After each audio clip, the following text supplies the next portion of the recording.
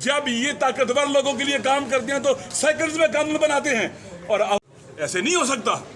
پاکستان کے عوام کے فائدے میں قوانین بننے چاہیے یا مخصوص طاقتور طبقے کے فائدے میں قوانین بنا رہے ہیں؟ اللہ کی لاٹھی بڑی بے آواز ہے۔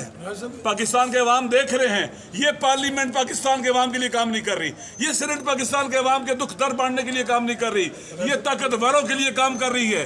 پاکستان راجہ صاحب یہ بتائیں کہ ہمیں اپوزیشن کا یہ واضح موقف سامنے نہیں آ رہا کہ ان ترامیم کی وہ مسترد کرتے ہیں، حمایت کرتے ہیں۔ مسترد کیا ہے بھائی، مسترد کیا ہم نے، ہم مسترد کرتے ہیں۔ سپریم کورٹ کے ججز کی تعداد جو بڑھائی، دیکھیں میں ایک بات سنیں، انٹینشن ہے بھائی، آپ مہینے بعد کر لیتے، کبھی ایک رات میں آپ آئینی ترمیم لانا چاہتے ہیں، لوگوں کو اٹھاتے ہیں زبردستی پریشرائز کر کے، اس طرح سے زبردستی سے کوئی طلاق بھی دینا، اسلام میں اس کی طلاق نہیں ہوتی۔ اسلام دین آپ کہتے ہیں قرآن و سنت سپریم ہے، حاکمیت اعلیٰ اللہ کی ہے، یعنی کیا اللہ کے دیے ہوئے قرآن اور سنت کے مطابق ایسے قانون سازی ہوتی ہے؟ اس طرح کے قوانین بنائے جاتے ہیں؟ یہ بالکل غلط طریقہ ہے، اور نہ قرآن اس کی طرح سے اجازت دیتا ہے، نہ دین اور اسلام اجازت دیتا ہے، نہ چونکہ یہ لوگ ان کی عوام میں فوٹنگ نہیں ہے، عوام میں ان کی حمایت نہیں ہے، یہ بس پاورفل جو طبقے ہیں ان کے ہاتھوں میں کھیلتے ہیں، کیونکہ ان کے اندر جو بھی ان کی پاور ہے، جو بھی ان کے اندر جو سلیکشن ہوئی ہے وہاں سے ہوئی ہے۔ اس لیے پاکستان کے عوام دیکھ رہے ہیں، پاکستان کے جوان دیکھ رہے ہیں، پاکستان کے غریب پسا ہوا کچلا ہوا طبقہ دیکھ رہے ہیں، جب یہ طاقتور لوگوں کے لیے کام کرتے ہیں تو سیکنڈز میں قانون بناتے ہیں، اور عوام کے فائدے کے لیے یہ ٹس سے مس نہیں ہوتے۔ یہ لٹیرے ہیں، ڈاکو ہیں جو اس طرح کے کام کرتے ہیں، رازن ہیں یہ، لہذا عوام کے حقوق پر ڈاکہ ڈالنا رازن۔ آپ دیکھیں یہ جو آئینی ترامیم انہوں نے کی ہیں یا یہ بل پر عوام میں لے جائیں، عوام جوتے کی نوک پر ان کو رکھیں گے، کبھی بھی عوام اس کا ساتھ نہیں دیں گے، لے جائیں عوام میں، کسی ایک شہر میں ریفرنڈم کرا لیں گے۔ پاکستان کے عوام دیکھ رہے ہیں، وہ اندھے نہیں ہیں، بہرے نہیں ہیں، اسی لیے ہر روز یہ پاکستان کے عوام کی نگاہوں میں گر رہے ہیں یہ، اور انشاءاللہ ایک دن آئے گا اس وطن پر عوام کے الیکٹڈ نمائندے حکومت کریں گے جو قرآن و سنت کے مطابق ہوں گے، اور ایسی قانون سازیاں نہیں کریں گے جس سے پاکستان کی سالمیت کو۔ انڈیا کا آرمی چیف 3 سال رہتا ہے، 1.5 ارب کے قریب آبادی ہے، پاکستان میں آپ چیف کی کیوں 5 سال کر رہے ہیں؟ کیا اس کے پیچھے حکمت ہے؟ کیا اس کے پیچھے وہ فلسفہ ہے؟ کیا اس کی دلیل ہے؟ کیوں ایسے کر رہے ہیں یہ، اور کیوں ایسے کروایا جا رہا ہے؟ یہ درست نہیں ہے۔ انڈیا کے اندر 4.25 ساڑھے 4 کروڑ کے پر ایک سپریم کورٹ میں جج ہے یہاں پر، اور وہاں پر میرے خیال میں 33 ہیں، اور یہاں 34 کر دیے انہوں نے۔ کیوں؟ کس لیے؟ کس کی ڈیمانڈ ہے؟ میرے خیال میں دیکھیں یہ سپریم کورٹ پر قبضہ کرنے کے لیے ہو رہا ہے، اداروں پر قبضہ کرنے کے لیے۔ خدا کے لیے پاکستان بچاؤ، پہلے پاکستان ٹوٹا تھا تو آدھا بچ گیا تھا، یہ تباہ برباد ہو گیا تو کچھ نہیں بچے گا، پھر کسی کے ہاتھ کچھ نہیں آئے گا۔ لہذا جو جس کی جگہ ہے، جو کام ہے، وہ اپنی ڈومین میں رہے، اپنا کام کرے۔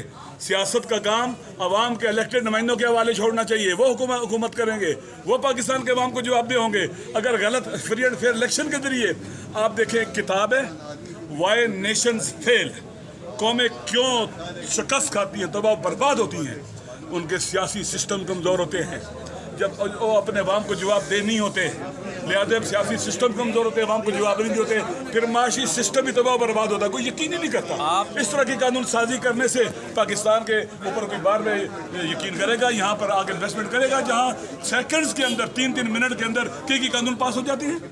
کوئی اعتبار ہی نہیں ہے، ٹرسٹ ہی نہیں ہے پاکستان کے اوپر لوگوں کا۔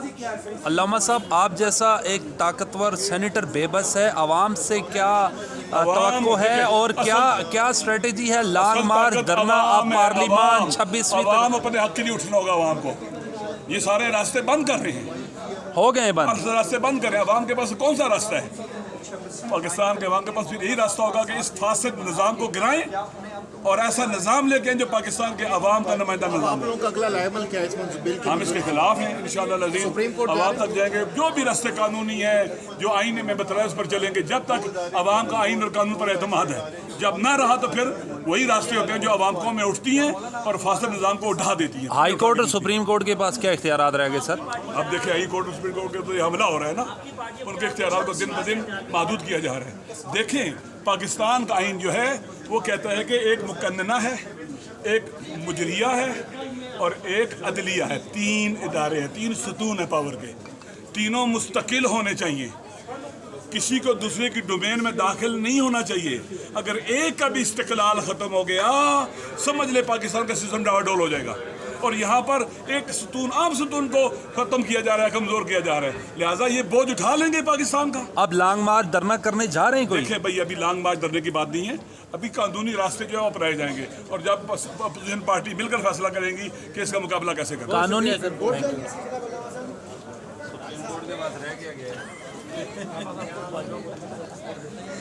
ये कह रहा हूँ कि इन खड्डों में एक दिन खुद ही गिरेंगे। ये अचानक हुआ क्या? ये आपको पता था ये कुछ होने जा रहा है? हमने on the floor of the house अपना एहतजाज रिकॉर्ड कराया है। हम सेनेट को तो उन्होंने आज जिस तरह आपने देखा कौमी असेंबली क्या है कि ये कानून में तरामीम होनी चाहिए या नहीं? बाबा देखिए, उस पर पहले बात होनी चाहिए, बैठना चाहिए। आधी रात को कैसे हम बैठे हुए थे, हमारे पास एक मसवदा है जो हमारे सेनेट का प्रोसीजर है, और एकदम बीच में ही हवा से उड़ के नई चीज़ें आ जाती हैं, और फिर किसी को इल्म भी नहीं है कि क्या है। बाबा ठीक है, मुल्क के लिए कानून साजी होनी चाहिए, लेकिन कानून साजी इस तरह नहीं, इस तरह तो डकैतियाँ होती हैं, चोरियाँ होती हैं जो छुप छुप के हो। अगर ये इतनी अच्छी बात है, और पाकिस्तान में आर्मी चीफ को 5 साल देना आवाम की इतनी बेहतरी के लिए है, तो इस पर बहस करो, इस पर मुबाहिसा करो। वैसे ही आवाम के फ़ायदे की बात है, तो जब आप बहस ही बंद कर देंगे, मुबाहिसा ही बंद कर देंगे, आवाज़ ही बंद कर देंगे, तो ठीक है, रबर स्टैंप आप बने हुए। आज आपको हुकूमत उन्होंने दी हुई है। दो टोक मौक़िफ़ क्या है सर? मैंने कहा ना कि मैंने मुखालिफत की, और मैं क्या कहूँ आपको, मैंने इस चीज़ की मुखालिफत की है। मैं इन ओहदों का, मैं एक ओहदे या एक पर्सन स्पेसिफिक कोई बात नहीं करूँगा।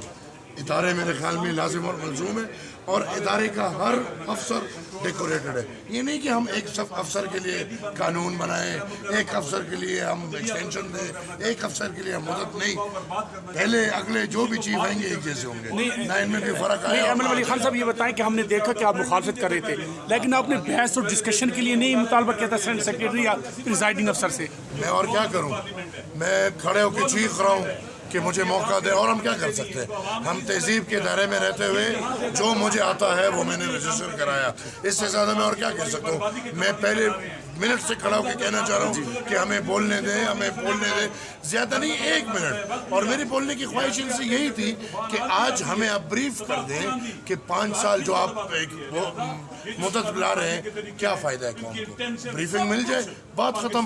हम तो समझते हैं कि शायद अच्छा कानून ला रहे होंगे, ये तो डकैतियाँ लग रही हैं। अगर अच्छी चीज़ आ रही है कौम के सामने लाओ, नहीं छुप के होगा, कोई भी लाएंगे हम मुखालिफत करेंगे। Thank you. ला रहे हैं, क्या फ़ायदा है कौम को। ब्रीफिंग मिल जाए, बात ख़त्म।